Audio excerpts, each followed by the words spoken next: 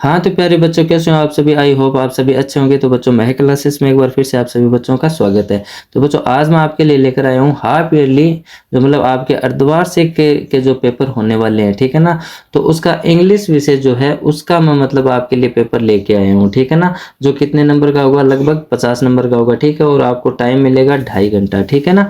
तो लगभग ऐसा ही पैटर्न आपका रहने वाला है। तो आप इस वीडियो को ज़रूर मतलब रीड करें, ज़रूर पढ़ें आप इसको, आपको ज़रूर हेल्प मिलेगी, ठीक है? तो चलो अपन ज़्यादा बात नहीं करेंगे, चलो स्टार्ट करते हैं। तो बच्चों इसका फर्स्ट जो क्वेश्चन है वो देखो क्या कहता है। फर्स्ट इसका जो क्वेश्चन है वो कहता है कि Kalpana's first space mission in space shuttle, ठीक है ना? तो हमें 4 ऑप्शन दिए गए हैं जिनमें से हमें एक राइट आंसर बनना है, ठीक है ना? तो इसका ऑप्शन नंबर जो बच्चों बी है वो हमारा क्या हो जाएगा? राइट आंसर हो जाएगा, यानी Kalpana's first space mission in the space shuttle, ठीक है ना? तो डी सॉरी इसमें जो बी आंसर है, जो द मतलब इसमें आएगा वो राइट आंसर हो जाएगा, ठीक है? इसके दूसरे क्वेश्चंस की अगर बात करें, इसका जो दूसरा क्वेश्चन है बच्चों, which of the underline letter have different sound, तो हमें डिफरेंट साउंड के बारे में पूछा है, ठीक है ना? तो चलो अपन पढ़ के देखते हैं। तो फर्स्ट देखो सम, दूसरा क्या है कम, तीसरा है नोज और चौथा जो है नन। तो अब आप बच्चे खुद भी पता लगा सकते हो कि इसका जो राइट आंसर होगा वो कौन सा होगा। सम, कम और नन, ये देखो ये जो 3 ऑप्शन दे रखे हैं, सम, कम और नन, ये 3 हमारे मतलब बोलने में सेम सुनाई देते हैं, ठीक है ना? लेकिन ये जो सी ऑप्शन है नोज, ये थोड़ा अलग है, ठीक है ना? तो इसमें जो राइट आंसर है वो क्या हो जाएगा? नोज हो जाएगा, यानी सी ऑप्शन हमारा राइट आंसर हो जाएगा। फिर जो थर्ड क्वेश्चन है वो देखो क्या कहता है कि what is the opposite. Opposite हमें पूछा है किसका? ये जो इन्वर्टेड कोमा के अंदर जो मीनिंग दे रखी है फार, ठीक है? तो फार का मतलब बच्चों क्या होता है? दूर। तो दूर का उल्टा क्या होगा? पास। तो नियर को अपन क्या बोलते हैं? पास। तो इसका ये हमारा राइट आंसर हो जाएगा, ऑप्शन नंबर जो बी है, ठीक है?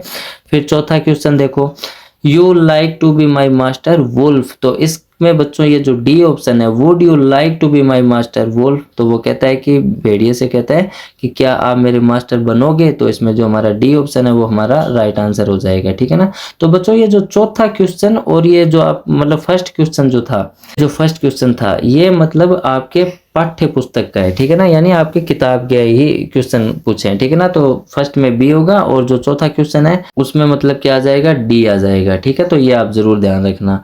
फिर पांचवें क्वेश्चन की अगर बात करें, what is the plural, plural पूछा है, ठीक है? बहुवचन बनाना है, तो बहुवचन किसका बनाना है? हमें चाइल्ड का। तो बच्चों एक चीज आप याद ही रखना कि मतलब चाइल्ड में एस या फिर ई एस जोड़ के वाक्य को मतलब इस मीनिंग को गलत मत कर देना, इसका प्लूरल गलत हो जाएगा, ठीक है ना?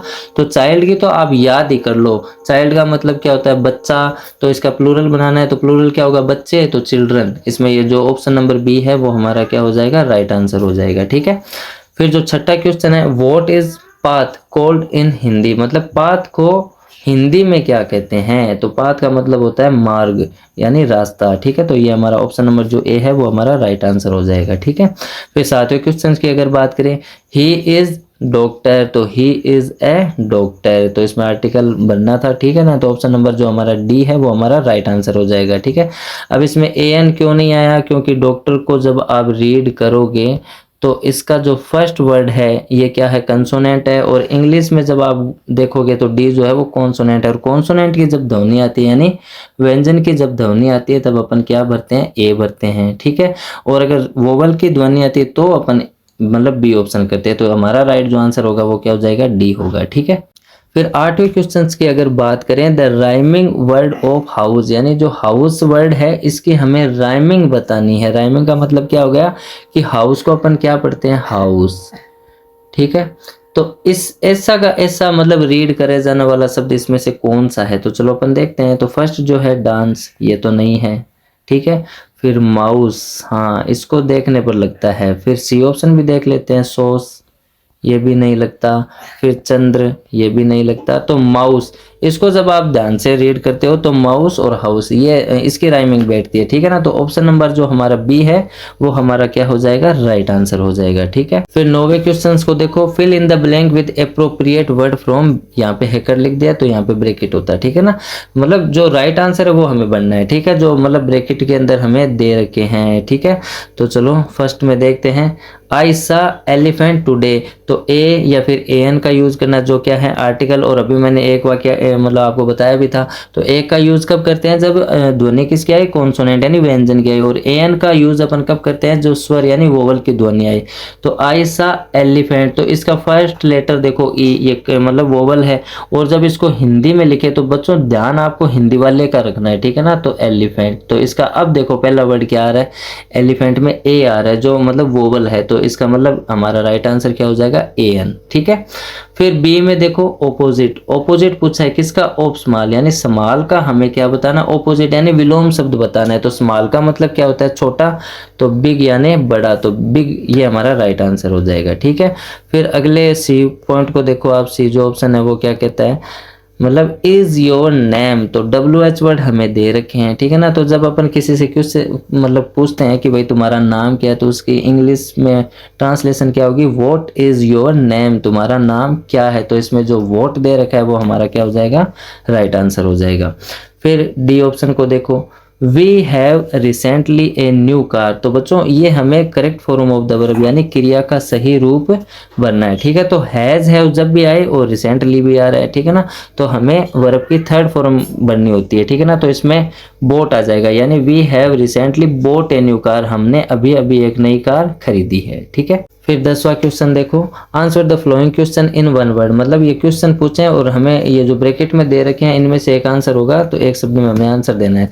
तो Kalpana Chawla's first space mission was in a space shuttle, तो वो कहाँ हुआ था, मतलब उसका जो फर्स्ट स्पेस मिशन था वो कहाँ था, तो वो था कोलंबिया के अंदर, ठीक है। तो ये हमारा राइट आंसर हो जाएगा। फिर बी ऑप्शन देखो, बी क्या कहता है, the name of a person palace is, यानी किसी व्यक्ति वस्तु या स्थान के नाम को बच्चों अपन क्या कहते हैं, संज्ञा कहते हैं, तो नाउन, ये हमारा राइट आंसर हो जाएगा। यानी the name of any person, any palace और any thing called is noun, ठीक है। तो नाउन हमारा आंसर हो जाएगा। फिर 11वां क्वेश्चन देखो, आंसर द फ्लोइंग क्वेश्चन, हमें मतलब प्रश्नों के आंसर देने हैं, ठीक है। तो ये रहे हमारे क्वेश्चंस। तो फर्स्ट क्वेश्चन देखो, where was Kalpana Chawla born, मतलब कल्पना चावला का मतलब जन्म कहाँ हुआ था। तो आंसर भी बच्चों आपको प्रोवाइड कर दिए गए हैं, Kalpana Chawla was born in a small town named Karnal in Haryana, मतलब कल्पना चावला का जन्म मतलब कहाँ हुआ था, एक छोटे से कस्बे में हुआ था, हरियाणा के करनाल में, ठीक है। ये हमारा राइट आंसर हो जाएगा।